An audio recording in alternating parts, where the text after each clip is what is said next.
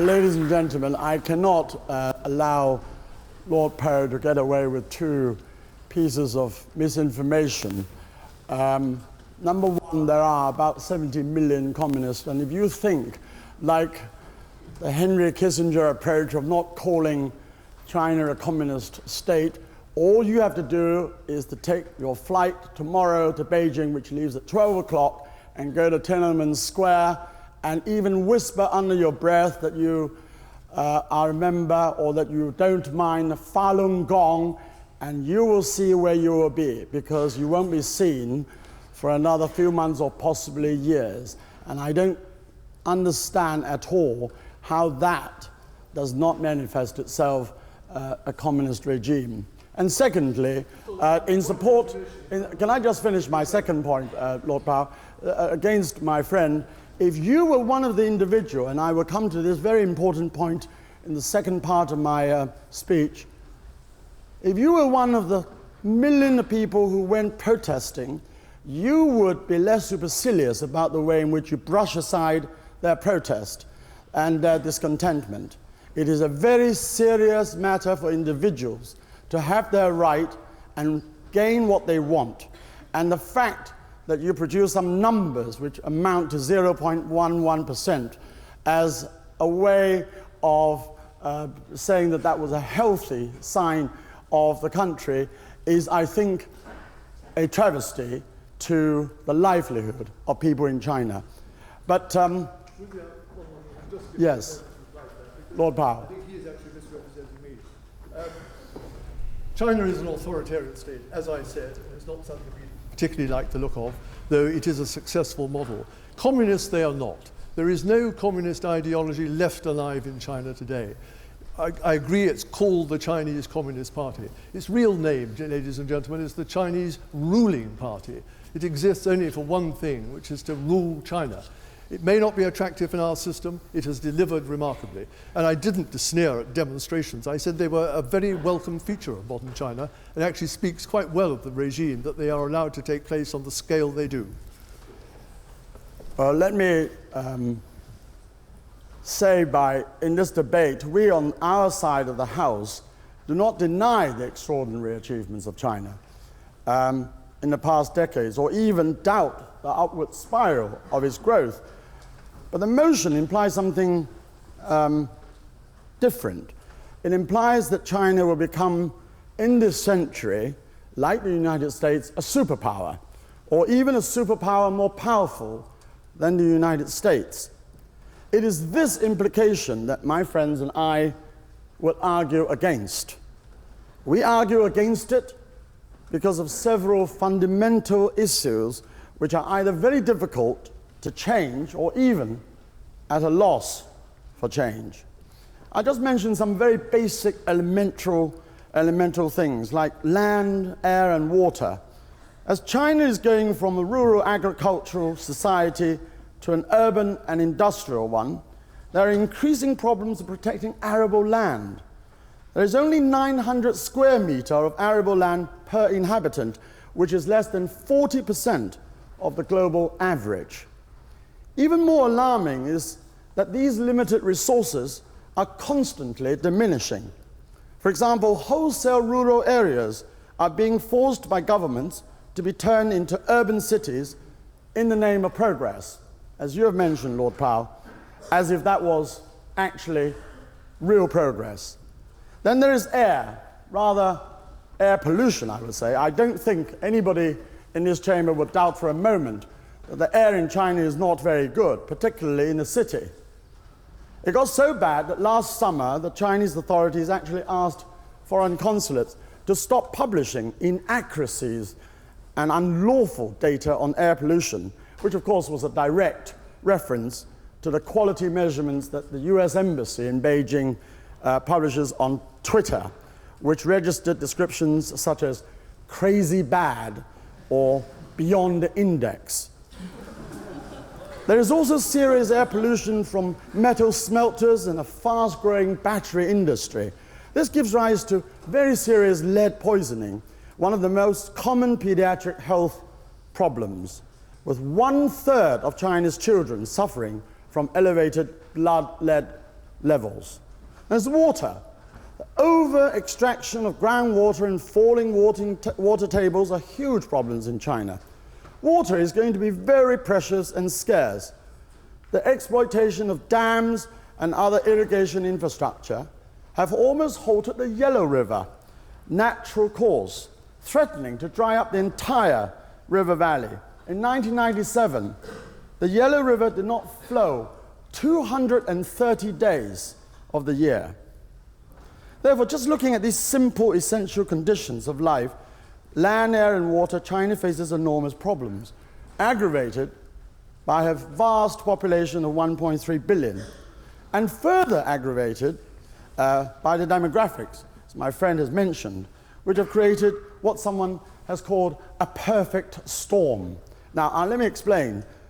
First, China's total working age population is set to fall continually in the next 20 years, as mentioned before. In fact, by 2030, there would be more than 4 older workers for every 3 younger ones. Now, with this smaller and much grayer Chinese workforce, the growth rates of the recent past in economy simply not going to be sustainable. Secondly, China will experience a population explosion of senior citizens in the next 20 years. By 2030, there will be 240 million of them at over the age of 65 or older. I'll soon be one of those people. All my friends who've come up from London are in fact older than that already. But China is going to have 240 million of them. This swelling class of senior citizens will undoubtedly place enormous economic pressures on China that no country of a comparable income level has ever had to face. Third, because of the one-child policy, which tend to favor boys, with appalling statistics on the infanticide of girls, China will have a great imbalance between male and female. In 2005 already, there were 120 boys for every 100 girls. The result is going to be a growing population of unmarried and, may I say, frustrated young men. And that is something which I wouldn't want to be one of. And fourth, the one-child policy has also meant that for this generation, there is no brother, no sister, no niece, no nephew, no uncle, no aunt. Given the traditional Chinese family structure relying heavily upon blood relatives in business, her economic performance is bound to be affected. But perhaps the most critical question on China's advancement rests with the leadership, these members of the Standing Committee of the Politburo, whose photograph we have seen across the world. So little is known about how these chosen few work together, or even what they think, or how they come to their conclusions. I love to be a fly on the wall more than anything else. In all the major decisions of state, there's a blanket of opacity, which has not changed since the founding of the Communist Party in 1949. This has created an enormous amount of mistrust, and not surprisingly, there are continual protests all over the countries, which has been mentioned by my friend, on abuses of power involving bribery and corruption and social injustices. There seems to be a total disconnect between government and people. My 2 friends will no doubt touch upon this most important issue, because this dysfunctionality can never be the basis of a great nation. And if you want to lead in any century, you have to be a great nation. But what I would like most to highlight tonight is the plight of the individual in China.